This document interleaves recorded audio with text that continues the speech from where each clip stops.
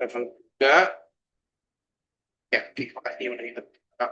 Ntar tolong dikirim link yang saya buat arsip.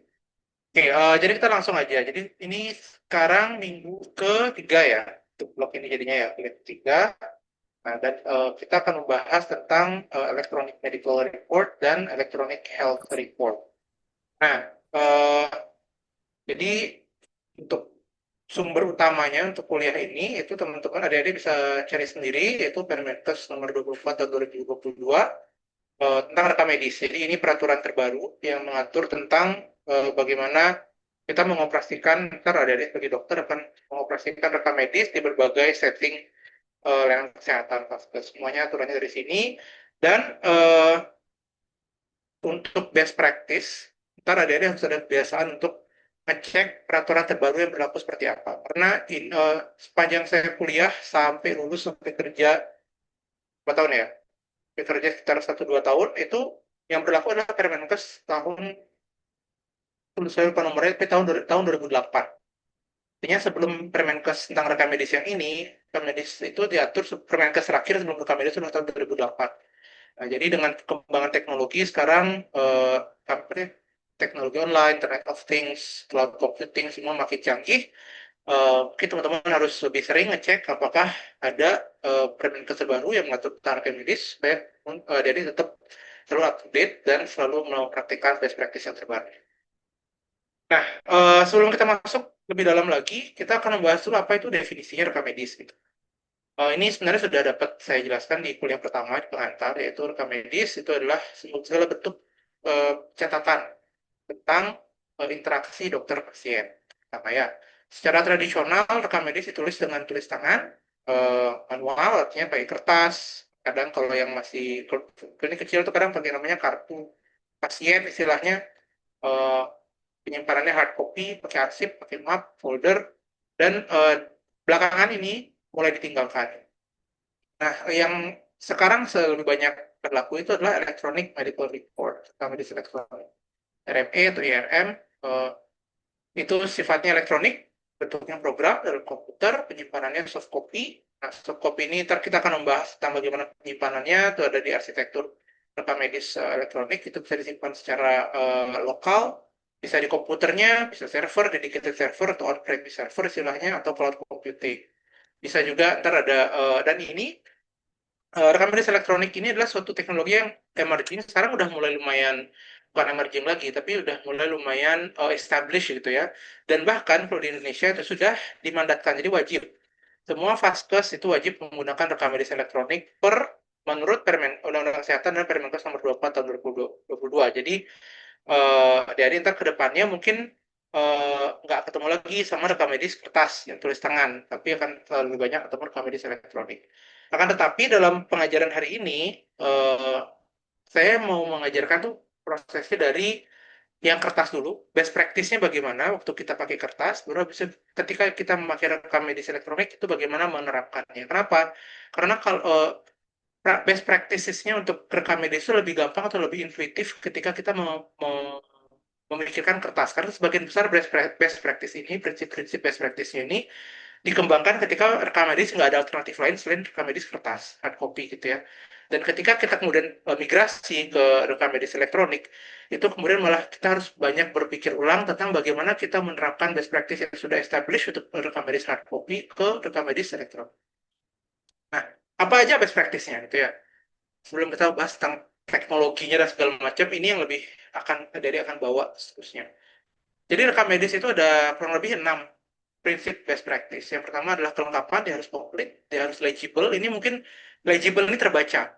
Nah ini mungkin akan terkenal ya tulisan dokter, tulisannya jelek, nggak kebaca gitu. Ini mungkin dengan rekam medis elektronik prinsip ini mulai mulai agak tidak relevan, tapi prinsipnya adalah dia tetap harus legible.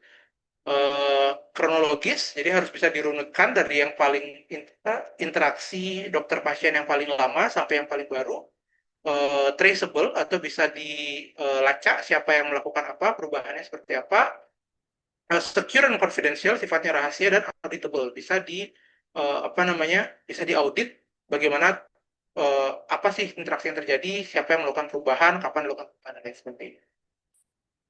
Nah, bagaimana prinsip ini terjadi secara real gitu ya?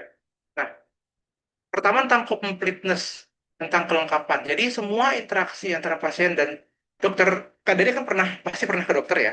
Sebagian besar mungkin pernah ke dokter kalau belum sampai umur 20 sekian belum pernah sakit gitu kan. Tapi kalau ada dia ke dokter, itu kan pasti banyak yang terjadi di ruang periksa. Dari dianalisis, ditanya-tanya tentang penyakitnya apa, pemeriksaan fisik, mungkin ada yang ada pemeriksaan penunjang, mungkin ada terima obat, mungkin ada terima tindakan, disuntik juga, lawat muka segala macam. Semua yang terjadi atau dalam interaksi itu harus tercatat dan terbaca dengan jelas, legible. Jadi semuanya harus tercatat dan semuanya harus terbaca. Semua ini meliputi bukan cuma tentang apa aja tindakannya, apa saja anamnesisnya, apa aja hasil pemeriksaan, diagnosis dan terapi dan tindakan, tapi juga siapa yang melakukan, dokternya siapa, perawatnya siapa, waktu dan lokasi interaksinya, kapan terjadi. Kalau misalnya rumah sakit itu kan, rumah sakit banyak ruangan, apakah ini di UGD, apakah di Bangsal, apakah di Poli, itu semua harus dicatat. Kapan, tanggal dan jam terjadinya interaksi itu, hasil pemeriksaannya apa, asesmennya apa, tindakan, terapi, obat-obatan diberikan apa saja. Semua harus tercatat dan terbaca. Itu pertama, completeness. Nah, yang kedua harus itu lengkap tadi. Nah, lengkapnya itu kalau misalnya salah tulis gimana? Kalau misalnya elektronik salah ketik gimana? Kalau salah tulis, kalau masih rekam medis kertas, itu boleh terjadi perubahan. Nah, perubahan dalam rekam medis elektronik itu dia biasanya dilakukan dengan mencoret. Jadi tulisannya dicoret, yang salah ditulis ulang sebelahnya atau di atas atau di bawahnya kalau udah full. Dan ada paraf menandakan siapa yang melakukan perubahan dan tanggal dan jam perubahan terjadi. Itu bagian dari prinsip tadi traceable. Jadi harus ada akuntabilitas. Kalau misalnya ini pasien kenapa-napa nih, terus ternyata eh, perlu kita audit. Nah, tadi berhubungan dengan auditable, traceable, dan auditable itu berhubungan. Kita jadi tahu siapa yang melakukan tindakan. Kalau ada perubahan pencatatan atau kesalahan pencatatan, kita jadi tahu siapa yang melakukan perubahan pencatatan tersebut. Jadi eh, boleh diubah, dicatat siapa yang merubah, ditandatangan kapan dicatat kapan diubahnya. Itu akan memfasilitasi audit trail. Confidential dan secure, artinya rekam medis tadi, yang kertas tadi, itu harus disimpan di ruang yang aman. Biasanya kalau rumah sakit itu ruang rekam medis, kalau di apa namanya klinik LPC mungkin di cuma folder atau map, dan harus ada akses kontrol. Jadi siapa yang bisa mengakses rekam medis harus terbatas dan harus bisa, idealnya itu adalah diaudit. Jadi siapa yang mengakses harus ada apa namanya jejaknya gitu. Kalau di ruang rekam medis di rumah sakit, kalau yang apa namanya yang masih pakai paper uh, medical record gitu, atau mungkin zaman di koas masih ada atau enggak, tapi zaman saya itu ada ruang rekam medis, itu ada kunci elektronik. Zaman dulu tuh ada kayak logbook. Jadi kapan siapa yang masuk sana rekam medis. Jadi itu biasanya diatur oleh dikontrol oleh petugas RM. Dulu tuh ada petugas RM, sekarang masih atau kayak ada petugas RM yang dia akan catat dokter siapa dari ruangan mana minta rekam medis pasien siapa, kapan dimintanya, keluarnya kapan, balik laginya kapan. Itu dicatat. Itu bagian dari tadi confidentiality dan secure. Itu juga menjadi bagian dari audit trail. Kalau misalnya ditanya siapa, jadi kita tahu siapa yang punya akses rekam medis ini kapan. Sehingga kita bisa tahu apakah isinya kontennya masih apa namanya eh, bisa terpercaya atau enggak secara audit trail. Okay. Dan prinsip yang berikutnya adalah milik pasien. Jadi, sorry, kepemilikan. Berkas kertasnya rekam medis itu adalah milik rumah sakit. Isinya, informasi di dalamnya tentang pemeriksaan, siapa yang melakukan, hasil pemeriksaan, diagnosis, pengobatan, semua informasi itu adalah milik pasien. Biasanya diterjemahkan dalam, kalau pasien minta, pasien harus selalu berhak menerima itu, isinya, karena dia nggak bisa nerima kopinya, jadi kita nggak boleh, rumah sakit nggak bisa ngasih, apa namanya, eh, berkas rekam medis itu langsung ke pasien. Biasanya akan diberikan adalah resume. Jadi rumah sakit itu akan membuat rangkuman rekam medis, eh, itu akan dikasih ke pasien. Biasanya untuk keperluan kadang-kadang asuransi atau gimana dia perlu ada rekam medis itu. Oh, sorry, resume rekam medis itu. Itu kalau dia masih pakai rekam medis kertas. Mungkin kalau teman ini saya nyomot dari skrip, tapi rekam medis itu contohnya kan seperti ini. Kalau kalian dari lihat, jadi ini namanya CPPT, catatan pasien terpadu, sorry, terintegrasi. Jadi ini ada tanggal, jam, di sini harusnya ada selain nama pasien, tanggal lahir harusnya ada kayak ruangannya, ruangan mana ini, di bangsal mana ini, apa namanya, rekam medis ini dicatat, ini ada tanggal, jam, interaksi, siapa yang melakukan interaksi, harusnya ada namanya, bukan cuma jabatan perawat, tapi harusnya ada namanya, perawat siapa yang melakukan pencatatan, SOP-nya seperti apa, subjektif, objektif, hasil pemeriksaan, subjektif analisis, assessment, hasil apa namanya, diagnosisnya apa, planning tata laksananya apa. Instruksi dari dokter, kadang kalau misalnya perawat menerima instruksi dari dokter, itu harus itu akan ada, itu akan di kuliah telemedicine ya, karena itu hubungannya antar dengan telemedicine antar dan tanda tangan. Nah, jadi kurang lebih kalau dia bentuknya kertas, itu kurang lebih seperti ini. Ini akan runut. Ini ada halaman satu, tanggal sekian, jam sekian, tanggal sekian, jam sekian. Ini harusnya runut dari yang paling lama sampai yang paling baru. Ntar ada halaman dua, halaman tiga, dan seterusnya. Gitu ya. Jadi ini biar lu prinsip, biar kelihatan yang kertas. Karena ini yang kemudian akan kita terjemahkan ke rekam medis elektronik. Ketika kita berbicara tentang rekam medis elektronik kemudian, semua itu yang tadinya kertas ini, dia dipindahin ke komputer dong, jadi program. Gitu kan. Yang tadinya kertas, menjadi sebuah program dengan field entry. Mungkin ada familiar dengan Google Form ya.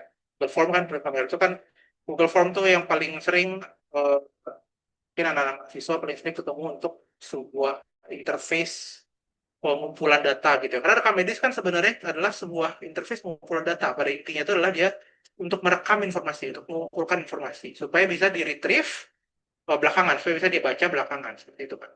Prinsip dasarnya. Nah, dia menjadi sebuah program. Programnya itu kita akan ada beberapa komponen, kita akan ada UI-nya, user interface-nya, dan kemudian ada storage-nya. Kalau di klinik kecil atau praktik mandiri, mungkin bisa sifatnya itu lokal. Satu komputer, satu storage. Storage-nya ini ntar kita bisa melihat lagi, ntar arsitekturnya bisa storage lokal, bisa storage cloud. Kalau di rumah sakit, ada banyak ruangan. Ada banyak ruangan, ada di Bangsal, Bangsal 123, UGD, ICU, OK, semuanya harus bisa mengakses rekam medis yang sama oleh pasien yang sama. Ketika pakai rekam medis kertas, maka rekam medis itu akan pindah bersama pasiennya, ya kan? Ketika pasien pindah dari UGD ke Bangsal, maka berkasnya dibawa sama pasiennya, perawatnya operan. Ini rekam medisnya di UGD dapat kayak gini-gini aja. Ketika ini berubah menjadi rekam medis elektronik, maka itu bisa ditransfer, bukan ditransfer, tapi rekam medis yang sama disimpan dalam satu storage bersama yang bisa diakses melalui banyak devices. Kayak gitu kan. Nah, jadi dia di masing-masing device itu mungkin di UGD ada komputer, di Bangsal ada komputer, bahkan nah, bisa koneksinya bisa pakai internet, ya dia bisa diakses dari semua device, bahkan dari HP-nya si dokter bisa pakai intranet yang artinya dia cuma bisa diakses dari komputer yang terhubung dalam jaringan lokal, pakai LAN, sejenis LAN dia. Tapi dasarnya kurang lebih kayak gini. Jadi ada dua komponen, yaitu device yang akan memfasilitasi user interface, ada koneksi, dan ada storage. Ada storage dan ada koneksi yang menghubungkan antara storage ini dengan devices-nya. Itu paling dasar banget arsitektur rekam medis elektronik seperti itu.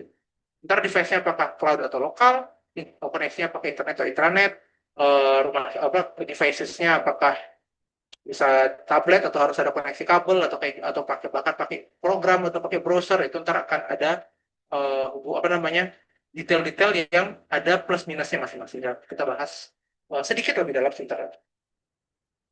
Nah, berdasarkan Permenkes tadi tahun 2022, ada beberapa fitur-fitur wajib yang dimiliki dalam apa namanya, rekam medis elektronik di Indonesia. Berdasarkan ini wajib ada dalam rekam medis yang dipakai di vaskes-vaskes di Indonesia. Fitur-fitur itu ada fitur data entry dan editing. Jadi bisa kita bisa masukkan data dan perubahan data harus jelas, berurutan tadi prinsip-prinsipnya kembali dihubungkan dengan prinsip-prinsip dasar tadi yang 6, harus komplit, harus traceable. Apa yang informasi dimasukkan harus lengkap dan harus traceable, siapa yang melakukan, kapan dilakukan. Setiap perubahan harus tercatat dan dirunut siapa melakukan, artinya kronologis dan traceable, Dan harus ada integrasi dengan fitur tanda tangan elektronik e-signature. Kembali traceable. E-signature-nya ini ntar bisa berhubungan juga dengan login terhadap diri sendiri.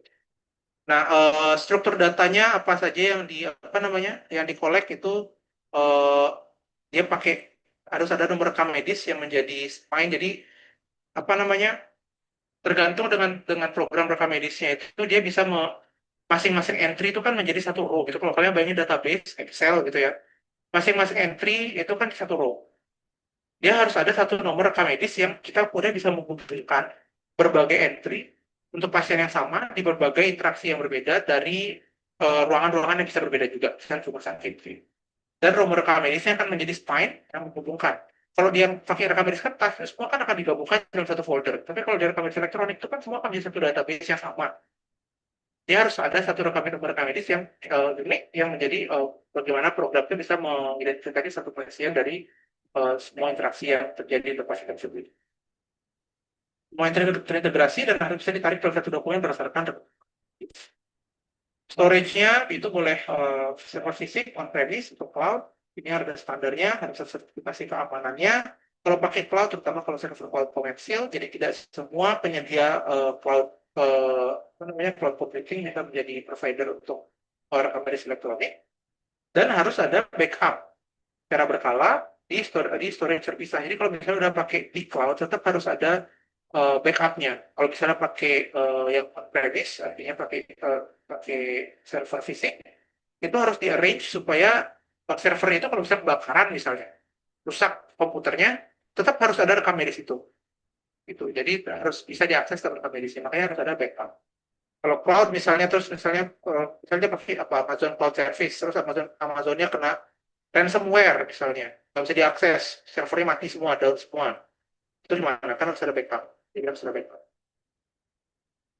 Dan manajemen hak aksesnya harus ada login, harus ada gimana ya, sistem login dan account sehingga masing-masing idealnya masing-masing nakes itu akan punya login info. Kalau dia mau melakukan entry atau membaca, dia harus login sehingga terekam siapa yang membaca, siapa yang melakukan login, kapan, tanggal di mana, lewat device mana, IP-nya kelihatan. Uh, Kalau dia melakukan entry baru, kalau dia melakukan perbaikan atau dia cuma membaca, itu harus ada manajemen hak akses dan terintegrasi dengan audit trail, dan semua perubahan harus dilakukan dalam 24 jam. Tadi kelengkapan informasi yang direkam apa saja, yaitu meliputi registrasi pasien, nomor rekam medis, nama, NIK, informasi klinis, hasil pemeriksaan, pengobatan, tindakan tadi sudah dibilang di awal. Prinsipnya masih sama, cuma ditransfer menjadi kondisi elektronik. Dan harus berurutan sesuai dengan waktu kapan dilakukan dan kapan diterima pasien. Diagnosis harus ini wajib dari Permenkes. Diagnosis tidak bisa menggunakan bahasa awam, tapi harus dikode berdasarkan diagnosis ICD. Ini sekarang Indonesia lagi proses, sepertinya udah lagi hiring konsultan dari WHO. Sekarang ini pakai ICD 10, sepertinya akan migrasi ke ICD 11. Nah, itu akan perubahan lagi artinya untuk yang kerja di sakit dan teman-teman yang kerja di vendor medis elektronik, dia bentar lagi harus siap-siap ada patch. Jadi harus dikode berdasarkan kode ICD, dan pengolahan data berkala. Jadi harus bisa program rekam medis elektroniknya itu melakukan analisa deskriptif untuk pasien yang melakukan pemeriksaan atau pasien di vaskes tersebut datang dari mana aja, alamatnya di mana aja, diagnosis apa yang paling sering terdiagnosa, tindakan operasi apa yang paling sering kematian. Jadi ini analisa deskriptif itu harus ini tinggal ditarik, jadi nggak perlu kayak analisa pakai Excel. Ini harus ada program dasar, analisa dasar itu di program elektronik. Dan harus ada fitur untuk melakukan costing. Jadi bagaimana dia play. Tidak secara eksplisit disebutkan menyesuaikan koordinasi BGIS, tapi dari dari pasal 19 dari Permenkes itu kelihatan menunjuk gitu bahwa costing dan klaimnya itu harus disesuaikan dengan paket-paket layanan dari Kemenkes biasanya gitu. Nah ini tadi, jadi fitur-fitur itu kalau ada diperhatikan itu kan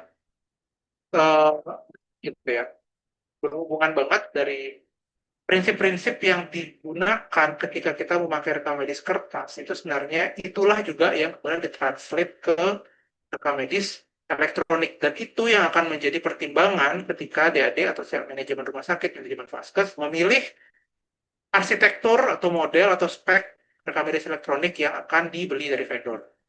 Jadi dari completeness-nya, semua misalnya dia tadi kelengkapan kolom, ada kolom atau apa entry gitu ya, ada jadi kolom untuk semua hasil pemeriksaan, untuk lab terapi, untuk identitas dan segala macam. Chronological, waktu input, waktu perubahan itu harus terekam, dan penyajiannya ketika dia di-pull, ketika kita nge-view, cuma ngebaca rekam medis itu harus kelihatan secara kronologis. Habis itu harus ter-record siapa, kapan, di mana melakukan pencatatan. Kalau ada perubahan harus ter-record. Yang harusnya ideal kalau pakai program itu kan bahkan yang ngebaca aja harusnya tercatat ya. Kapan dia di view itu kan harusnya bisa tercatat, terlog di metadata programnya. Harus auditable, jadi harus bisa dilacak semua perubahan itu, siapa yang melakukan, kapan diedit, dan lain sebagainya, dan harus data storage-nya aman. Kita akan apakah dia harus dienkripsi, apakah uh, gimana pengaturan loginnya, data storage-nya aman atau enggak, data transmisinya aman atau enggak. Jadi kalau misalnya pakai cloud itu kan bisa diintercept datanya, sinyalnya, bisa aman atau enggak. Jadi itu yang akan prinsip-prinsip ini, best practice principles ini yang kemudian menjadi pertimbangan ketika memikirkan arsitektur dan fitur. Apa aja? Nah, sekarang baru kita ngomong lebih detail tentang arsitekturnya. Jadi tadi kan di awal udah jelaskan arsitektur dasar cuma sesimpel ini. Ada device, di dalam device itu ada programnya untuk user interface, habis itu ada data storage, habis itu ada penghubungnya. Detailnya, ini adik-adik yang komputer yang suka main game gitu, mungkin sering dengar, atau mungkin ada yang suka programming, mungkin beberapa akan familiar istilah ini. Kalau yang enggak, harus belajar, karena ketika teman-teman menjadi dokter, jadi klinisi, apalagi jadi manajemen rumah sakit, ini adalah suatu hal yang harus dihadapi, bahwa ini sekarang wajib pakai rekam medis elektronik. Dan bahkan mungkin secara umum ya, walaupun teman-teman nggak jadi manajemen vaskes, dengan kita semakin semuanya sekarang online, elektronik, kita harus minimal ngerti spek device yang kita pakai, kita harus ngerti keamanan data. Teman-teman Indonesia ini kan negara open source gitu ya, karena orang-orang kita nggak ngerti sebenarnya tentang keamanan data itu kayak gimana, cara pakai device yang cara pakai internet yang responsibel kayak gimana, apa yang boleh di-share, apa yang nggak boleh di-share. Jadi ini adalah sesuatu contohnya kalau adik-adik akan kerja di bidang kesehatan sebagai klinisi pun, jadi harus ngerti minimal ngerti istilah-istilah ini, walaupun misalnya nggak ngerti cara kerjainnya gitu ya. Nah, jadi misalnya ketika kita mau memikirkan arsitektur apa namanya arsitektur rekam medis elektronik, itu kita akan memperhatikan tadi bagaimana arsitektur rekam medis elektronik atau spek rekam medis elektronik yang kita akan beli itu dari vendor. Mungkin kita program sendiri kan, atau kita mau develop kalau misalnya jadi rumah sakit, kalau mau bikin sendiri, itu bagaimana supaya sebisa mungkin memenuhi kebutuhan best practice, jadi secara etika dulu, dan bukan bahkan ya, seharusnya juga memenuhi kewajiban kita secara hukum. Dari storage misalnya, ini sangat jelas diatur di di Permenkes misalnya. Kita emang ada dua pilihan, cloud storage atau pakai on-premise server. Dua-duanya ada kelebihan dan kekurangan. On-premise server secara teori susah dihack, karena nggak bisa. Kalau misalnya pakai on-premise servernya fisik, ada ruang server di rumah sakit gitu, terus pakai intranet.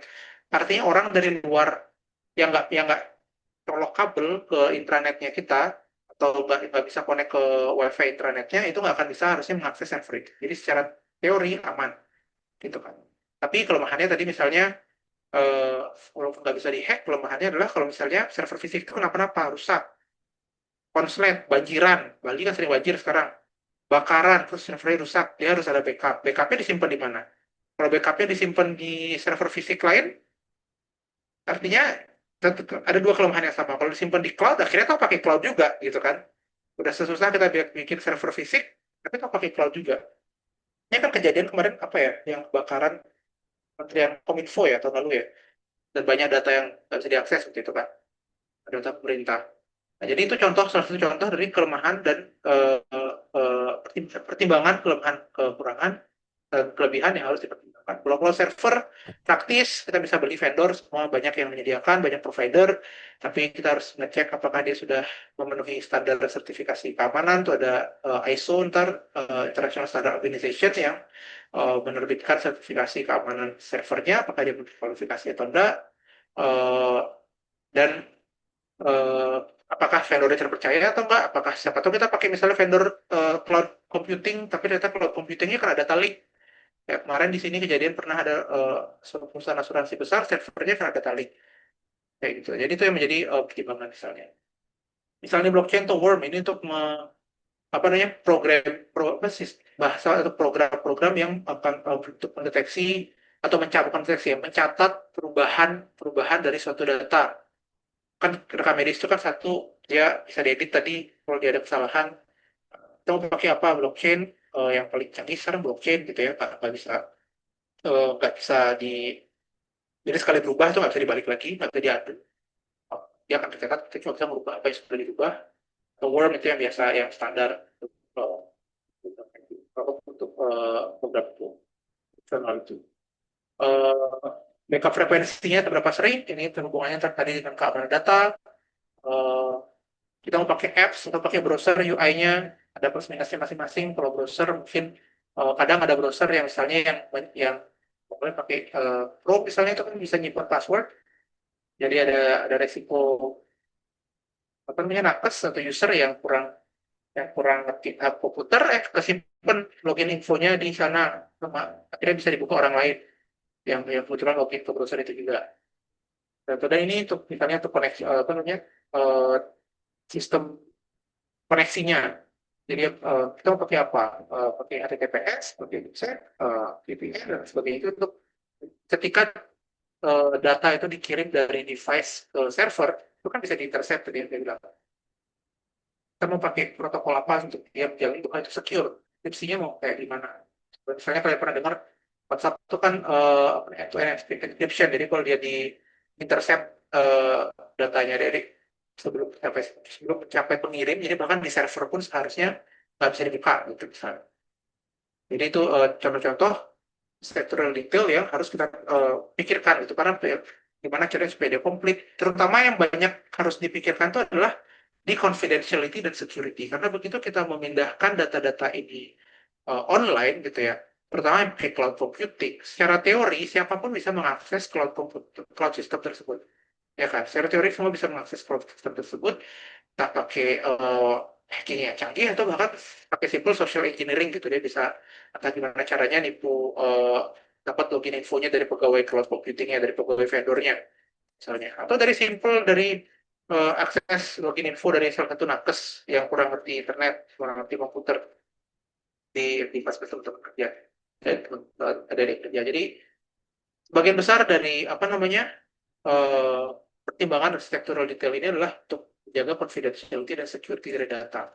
Karena bagaimanapun juga untuk confidentiality dan security dari data ini diatur selain di Permenkes itu, dia kayak hukum yang lebih besar itu selain undang-undang kesehatan adalah undang-undang ITE. Nah, jadi Permenkes tadi itu untuk bagian keamanan data itu dia dipayungi bukan oleh undang-undang kesehatan tapi oleh undang-undang ITE. Nah, jadi konsekuensinya sesuai dengan konsekuensi undang-undang ITE kalau terjadi kelalaian sampai misalnya saya bocor, atau kalau sampai dianggap kesnya yang sengaja membocorkan data misalnya. Kalau seperti itu kan harus dihindari. Jadi itu yang harus jadi kewajiban Dede untuk sebagai divisi nanti juga paham atau bahasa audio. Jadi sangat ribet gitu ya, sangat sangat kompleks, perlu skill IT spesifik yang emang expert di IT gitu. Dokter nggak bisa diekspektasikan untuk mengerti semua ini. Jadi solusinya biasanya adalah kalau rumah sakit besar dia akan punya IT departemen. Bisa dia IT departemen sekaligus untuk consulting, untuk pilih vendor, atau bahkan mereka yang develop sistemnya sendiri. Saya tahu beberapa rumah sakit yang develop sistem rekaman elektroniknya secara mandiri. Dan yang paling simpel ya, kita outsourcing vendor. Nah, itu menjadi tanggung jawab dari partner sendiri untuk pilih vendor yang sesuai dengan speknya.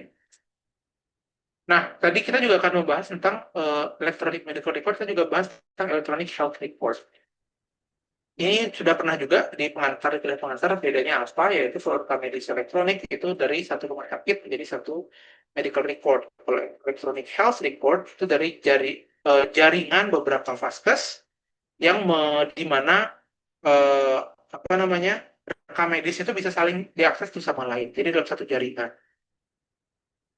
Dengan ini hanya bukan cuma ya hanya sih hanya bisa dilakukan ketika eh, difasilitasi banget lebih tepatnya dengan sangat difasilitasi dengan rekam medis elektronik gitu ya karena dengan cloud computing jadi kalau misalnya misalnya rumah sakit apa ya yang banyak cabang Serius ada misalnya Balimed itu kan banyak cabang ya Balimed dari Negara ada Balimed di pasar ada Balimed kalau mereka dia sudah menerapkan electronic health record dan dia pakai cloud computing untuk medical record kesehatan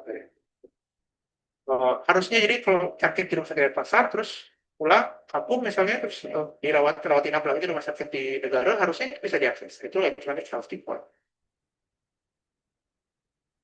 dan personal electronic health record itu ketika itu dia bisa diakses oleh pasien. Nah, dalam Permenkes nomor 24 tahun 2022, electronic personal electronic health record ini atau EPHR ini sebenarnya diwajibkan atau difasilitasi dalam Permenkes nomor 24 tahun 2022 karena menekankan sekali lagi bahwa isi dari rekam medis itu adalah milik pasien.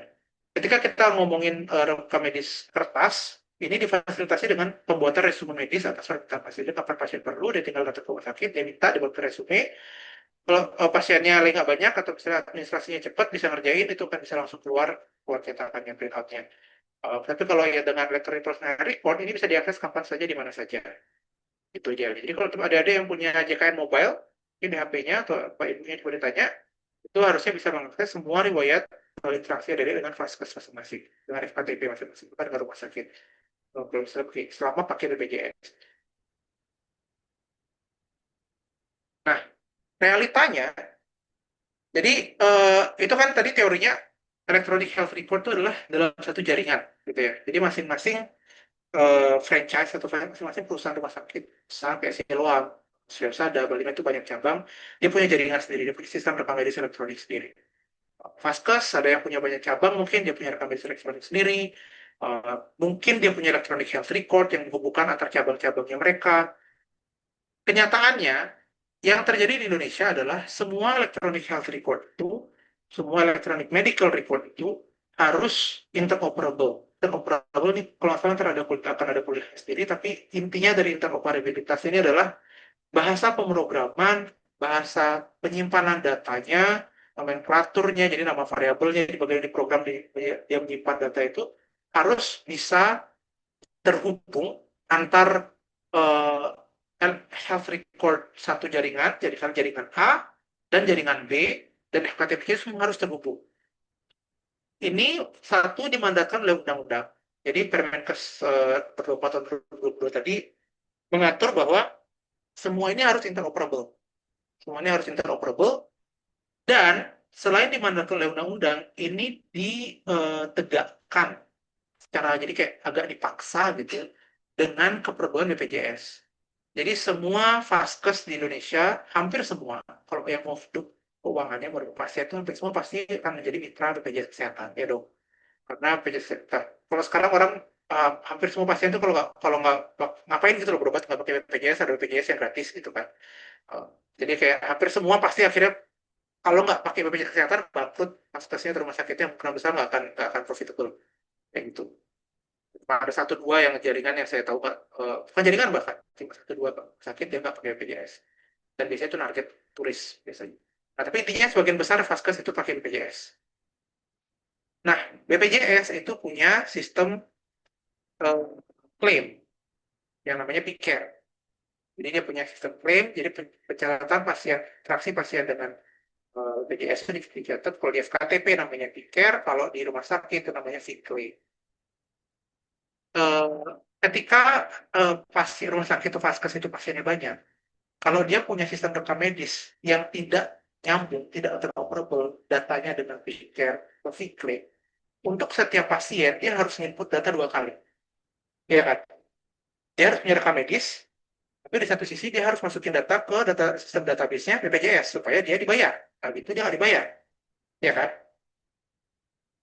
Oleh karena itu mau nggak mau untuk mempraktis kalau pasiennya satu dua oke lah, tapi kalau pasien satu dua juga sakit sama vaskesnya kan nggak untung juga gitu kan, nggak dapat duit juga. Pasien ratusan, kalau pasien ratusan artinya kalau input dua kali udah 200 kali input data gitu kan. Nah, mungkin kan nakesnya yang kerjanya input data doang, dia harus masih juga melayani pasien, harus periksa segala macam. Jadi untuk itu agak dipaksa akhirnya atau terpaksa bahwa semuanya itu harus linkage dengan sistem PCARE dan vClaim. Jadi hampir semua electronic medical record, electronic health record itu seharusnya interoperable dengan BPJS, dan juga ini yang lebih baru adalah itu sehat. Kalau jadi mungkin ingat dulu zaman pandemi itu ada Peduli Lindungi. Nah, Peduli Lindungi itu sekarang berevolusi menjadi yang namanya Satu Sehat. Dia adalah sistem electronic health record yang di develop atau dikembangkan oleh Kementerian Kesehatan. Satu Sehat itu uh, harusnya terhubung dengan BPJS, dengan sistemnya PCARE dan vClaim. Mereka saling interoperable, dan karena dimandatkan undang-undang 1 Permendikbud nomor 24/2022 dan kebutuhan untuk menerima pembayaran dari BPJS, pada akhirnya semua electronic medical record, electronic health record dari berbagai jaring rumah sakit pasti sebisa mungkin dibuat supaya bisa connect atau interoperable semua penyimpanan datanya, variabel-variabelnya dengan sistemnya Data Sehat dan sistemnya BPJS. Bagaimana mereka melakukan itu ada namanya API. Jadi sekarang ini BPJS, sehatnya apa namanya memfasilitasi dengan yang namanya ada Fast Healthcare Interoperability Resources. Jadi didorong atau difasilitasi dengan standarisasi apa ya penyimpanan datanya. Jadi sebenarnya sering tidak interoperable itu adalah misalnya nama variabel.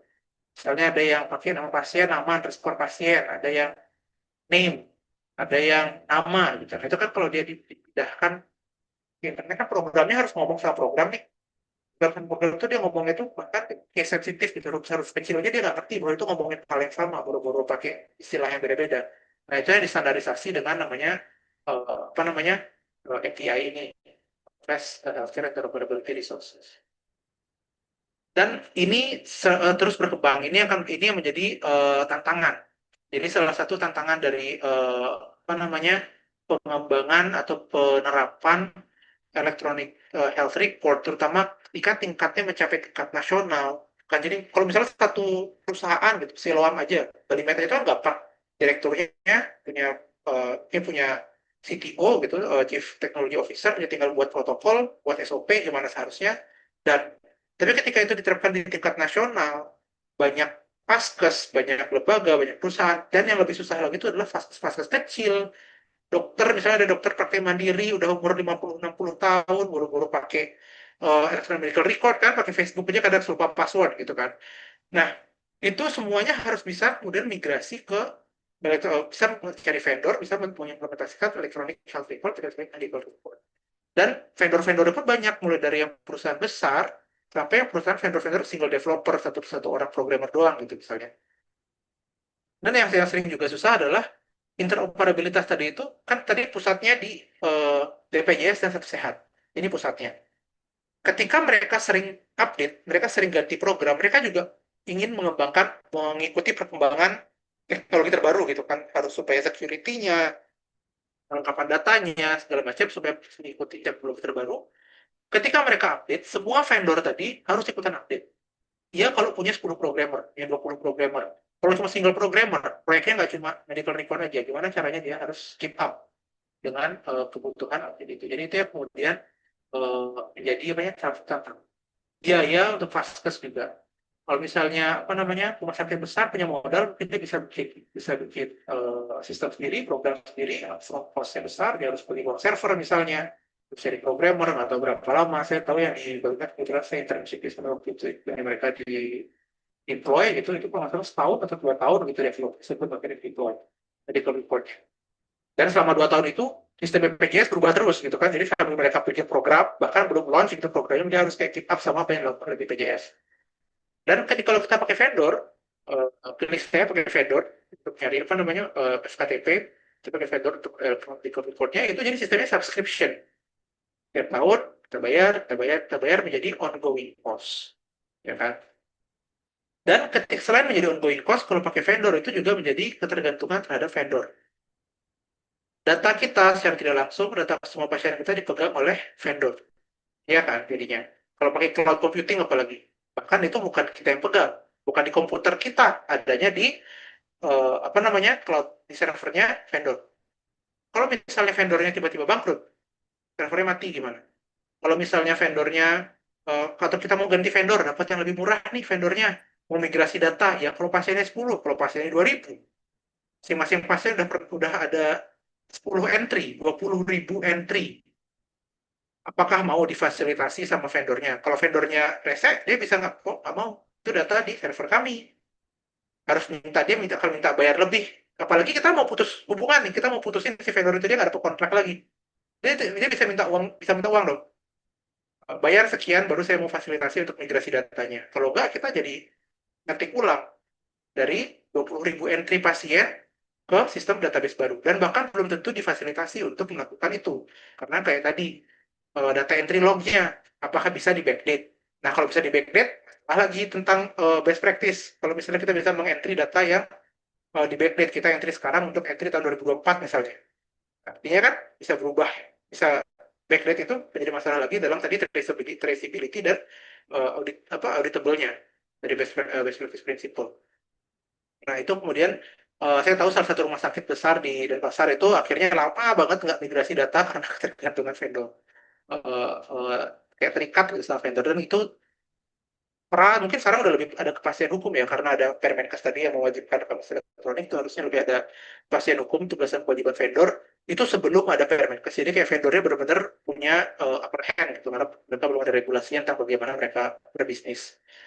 Habis itu infrastruktur, tidak semua vaskes punya internet bagus yang, atau Singaraja sekarang internetnya udah bagus atau enggak, atau bahkan sampai desa-desa, terus puskesmas, apakah internet udah merata semua, internetnya mati, listriknya mati, gimana? Nggak bisa melakukan entry. Kalau misalnya cuma pakai rekam medis elektronik. Dan skill issue. Belum tentu semua vaskes, semua nakes ngerti berteknologi, bagaimana melakukan, bahkan ada yang misalnya lupa password, yang sering kejadian, saya pernah kerja di rumah sakit yang karena vaskesnya nakesnya nggak hafal-hafal login info masing-masing, akhirnya ada satu login info sejuta umat yang di share semua vaskes, semua semua semua perawat, semua dokter loginnya pakai pakai login info itu untuk masuk ke rekam medis elektroniknya gitu. Gimana? Nah, jadinya kan keamanan akhirnya tidak menjadi best practice karena skill issue. Nah, itu yang kan itu semua kendala-kendala yang harus dihadapi atau menjadi tantangan-tantangan kita, menjadi PR kita semua. PR adik-adik ketika adik masuk ke menjadi klinis. Terlepas dari semua itu, semua tantangan itu nggak semua itu tugasnya klinisi ya, itu semua banyak yang jadi PR-nya policy maker buat kebijakan, banyak jadi PR-nya di rumah sakit. Sebagai klinisi, tanggung jawab dari apa? Yang pertama adalah melindungi akses ke rekam medis, confidentiality dan security. Cara paling simpel sebagai user, tugas tanggung jawabnya adalah dengan menjaga login info. Idealnya setiap nakes, setiap orang yang kerja di Vaskes itu punya login info sendiri-sendiri, dan login ke sistem CRM dengan menggunakan login info masing-masing. Idealnya tidak bertukar. Itu lupa loginnya, boleh pinjam nggak? Ya teman, idealnya tidak seperti itu. Jangan dikasih idealnya. Harusnya dia perlu login info, dia butuh IT departemennya, dari password, gimana cara reset passwordnya, segala macam. Lalu isi data aku dengan benar, dan selalu isi apa namanya, data dengan akun Anda, dan mau menjamin traceability dan audit trail. Supaya nggak kejadian juga misalnya kalian pinjamin akun ke teman, terus teman isi data yang salah, akhirnya terrecord di sistem di metadatanya bahwa yang melakukan di data adalah dari. Terus kalau ada praktek gimana? Mencari supaya menginput data, ya dong. Terus jadi itu juga untuk selain melindungi rekam medis juga melindungi medis. Jangan lupa mengisi rekam medis setelah interaksi dengan pasien. Kalau yang dulu mungkin pakai kertas, ini masih bisa kayak agak diakali dikit ya kalau lupa misalnya uh, apa namanya uh, bisa ditulis ulang 100 halaman kayaknya. Kalau ini kan nggak bisa. Jadi harus terisi rekam medis dengan teknologis. Setelah setiap interaksi pasien catat. Selanjutnya juga ini apa namanya? Ini klinisi sebagian dari jadi semua harus dicatat dengan benar. Teknologis metadata tidak bisa diedit. Kalau dengan pada ini tidak bisa diedit apa ada siapa yang kalau dia ada di report. Eh, Ya, jadi kompleksitas itu.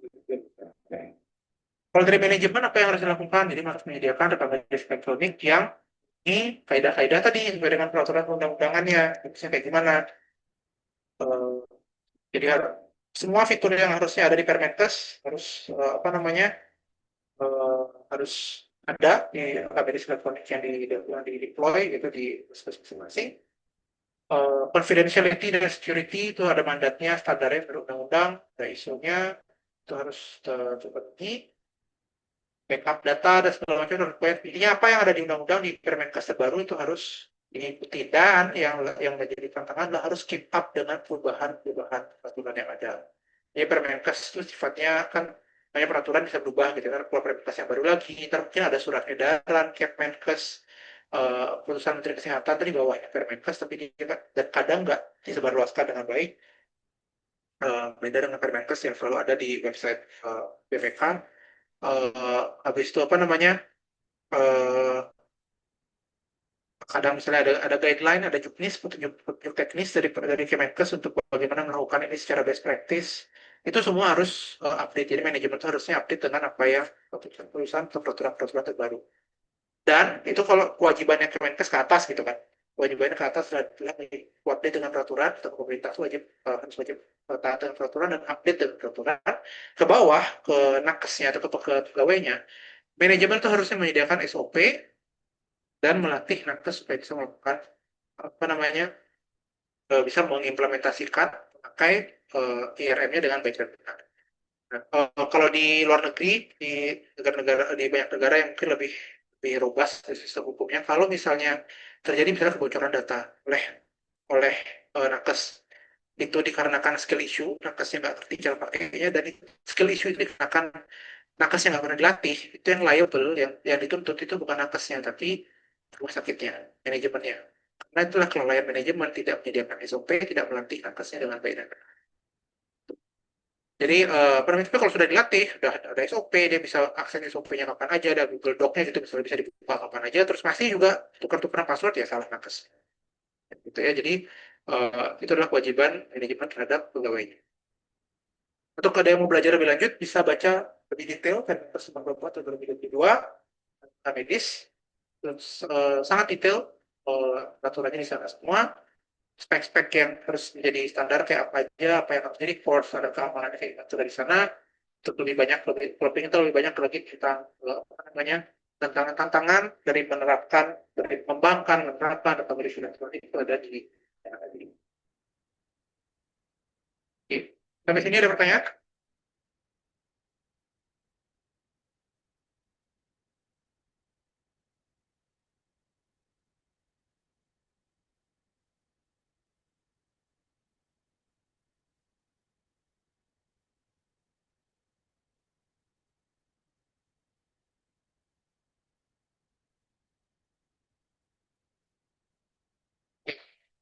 Ada yang ada terus ya. Oke, Arya ya. So, Arya dulu. Baik, terima kasih atas kesempatannya, dokter. Sebelumnya saya izin off cam dokter ya karena lagi tidak memungkinkan. Saya izin pakai avatar. Kemudian perkenalkan saya Igede Krisnanda Sasoma dengan 3 digit NIM terakhir yaitu 053. Saya izin bertanya terkait arsitektur dari rekam medis elektronik di Indonesia, dokter. Dari sudut pandang integrasi data kan setiap vaskes itu punya struktur dan format pencatatan rekam medis yang masing-masing gitu. Apalagi tiap vendor punya struktur database yang beda-beda.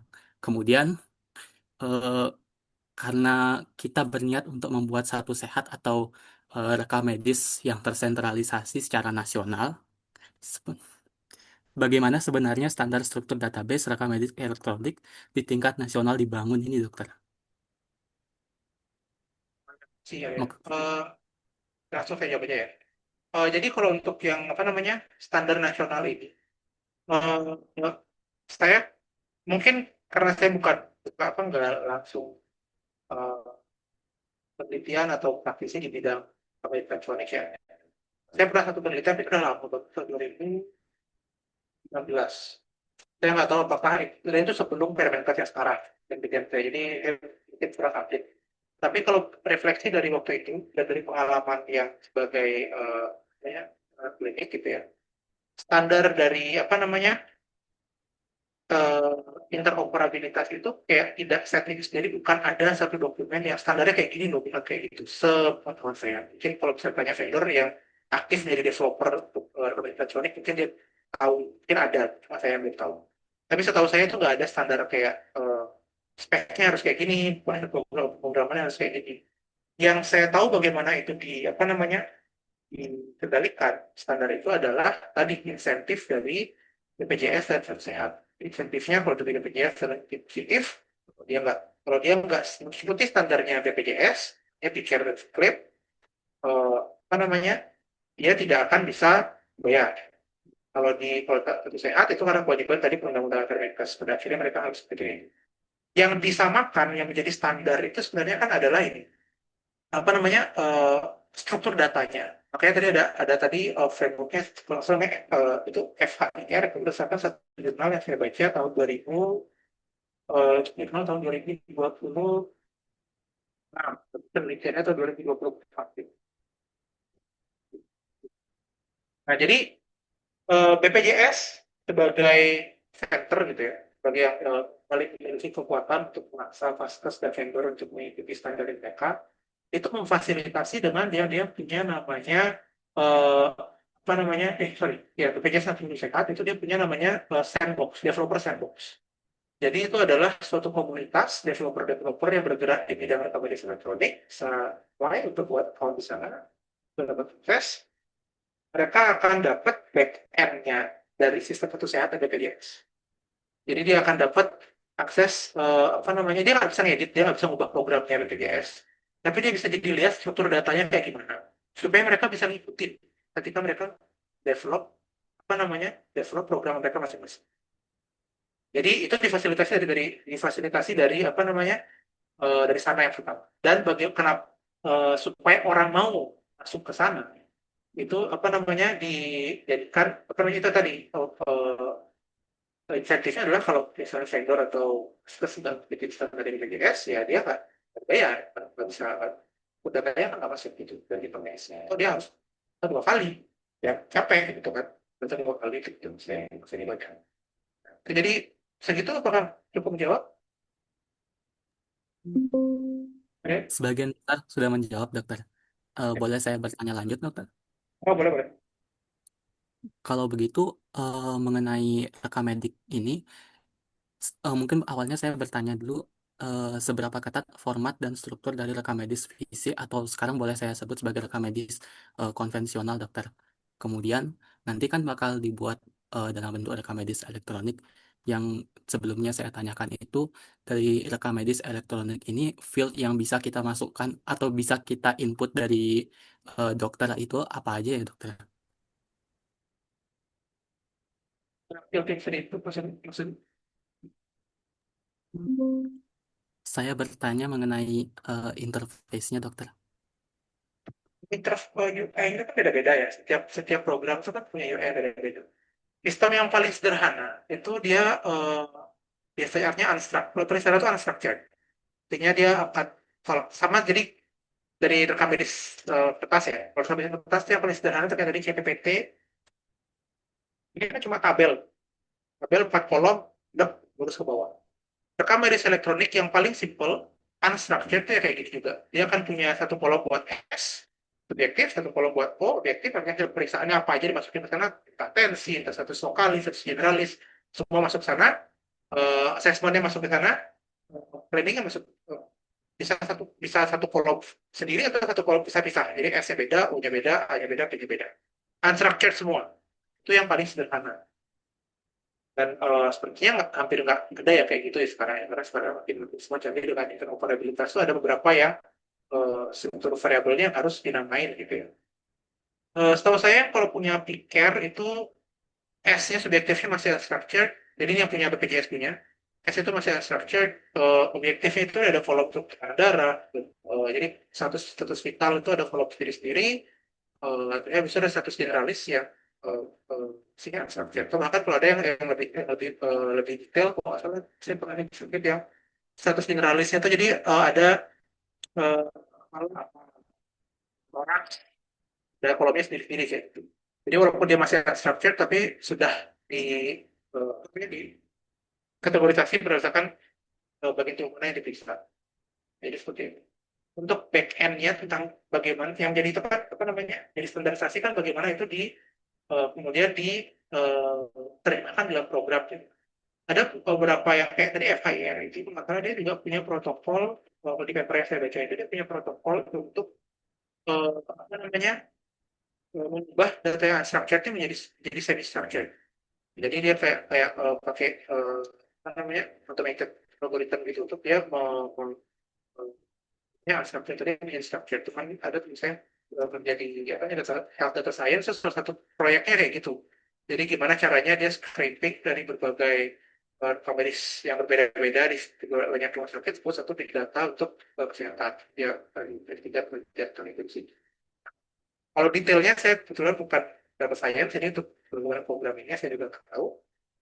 Tapi secara garis besar itu ininya apa namanya regulasi.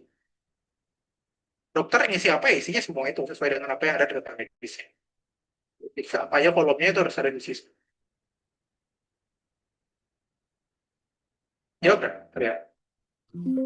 Sudah dokter, terima kasih. Yang berikutnya adalah Baik dokter, apakah suara saya sudah terdengar dengan jelas ya dokter?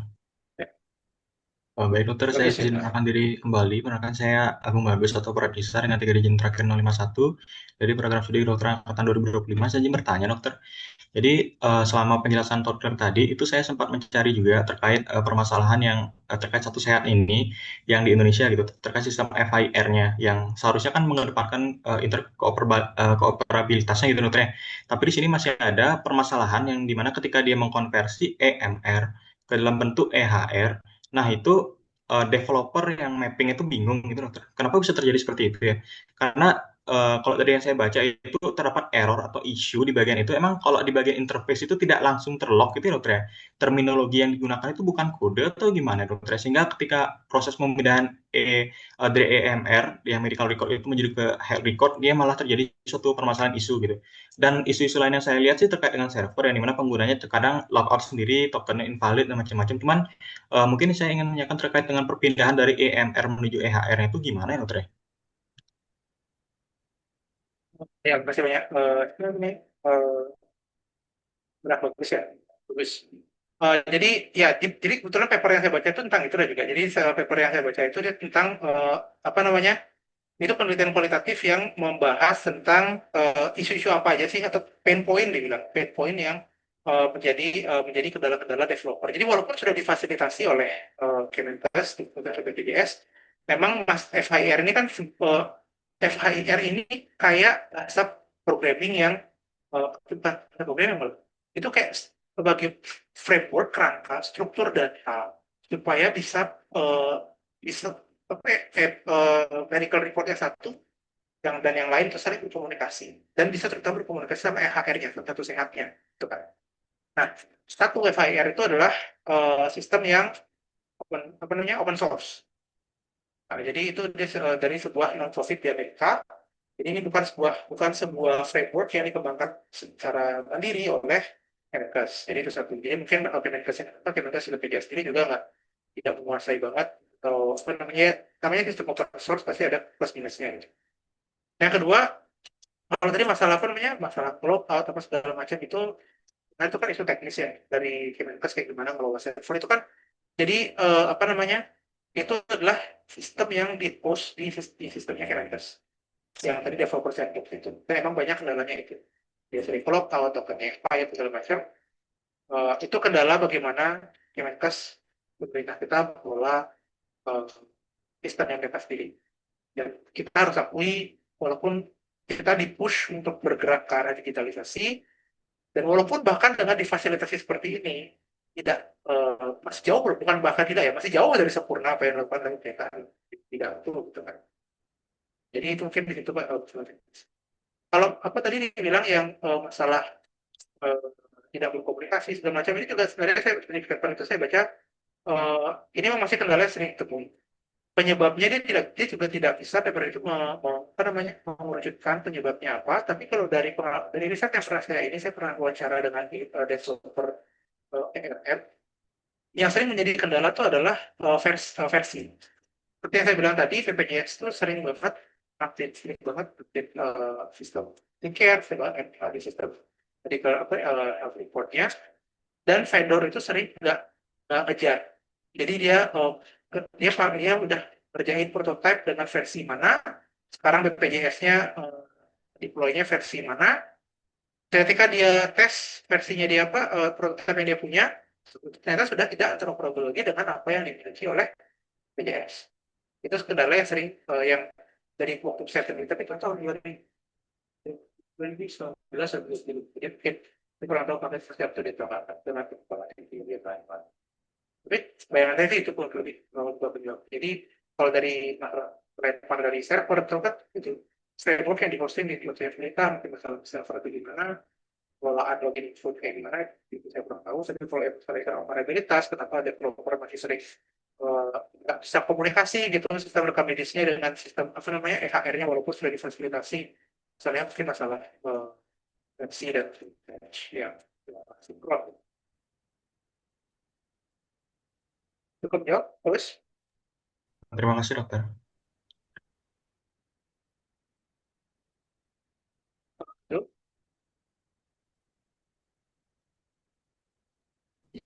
Baik, terima kasih dokter. Di sini perkenalkan saya Alonso Mia dengan digit NIM terakhir 001. Di sini saya mau bertanya tentang itu dari itu bagaimana implementasi Permenkes nomor 24 tahun 2022 tentang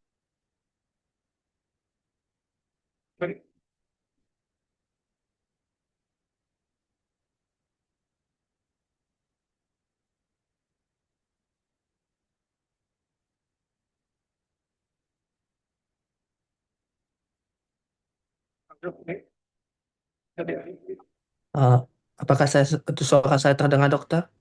Udah. Oke, nah di sini saya mau bertanya tentang Permenkes nomor 24 tahun 2022 di mana di semester 1 kami kemarin itu kami sempat dibagikan apa ya tentang Undang-Undang nomor 17 tahun 2023 yang di mana itu undang-undang yang merupakan regulasi komprehensif yang mengatur seluruh aspek kesehatan di seluruh Indonesia.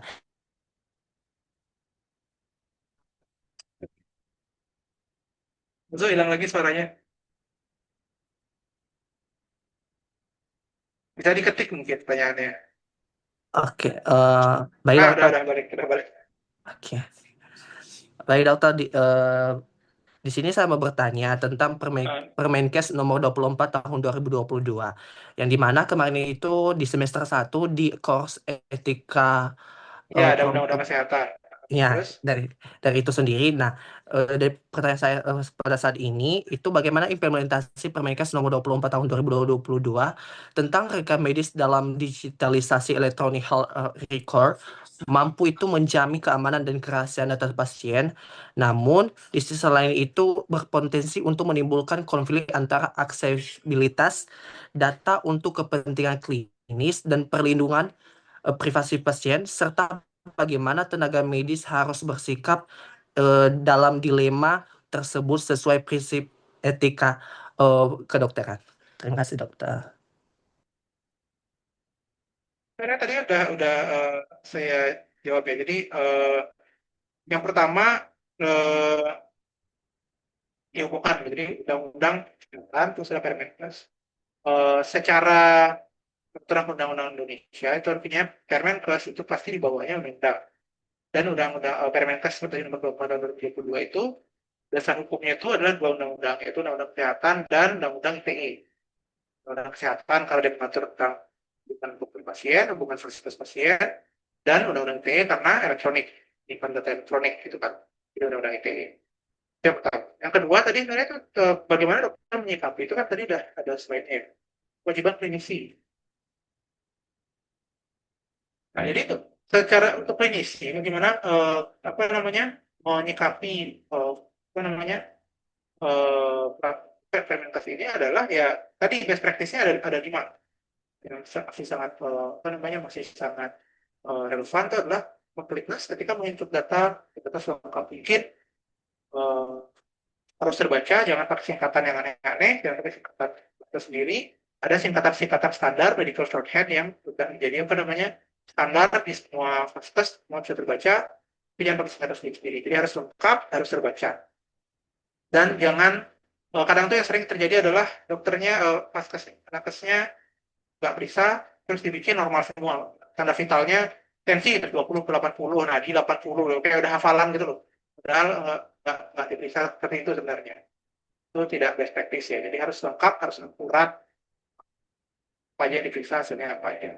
Habis itu tadi apa namanya, eh saya kompos sendiri.